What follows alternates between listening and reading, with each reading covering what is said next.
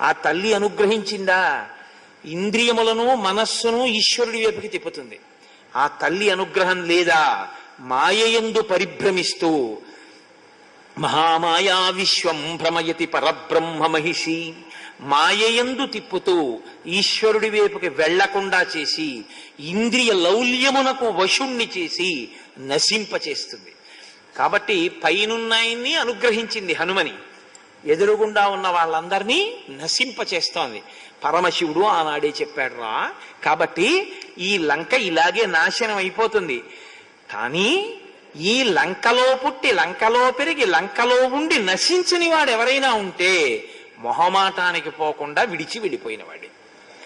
కాబట్టి ప్రాప్తకాలం కృతం తేన పౌలశ్చేన మహాత్మన యత ఏవ భయం దృష్టం తమేవ శరణం గతః. ఈ రావణుడి యొక్క అధర్మాన్ని తెలుసుకుని ఇక్కడ ఉంటే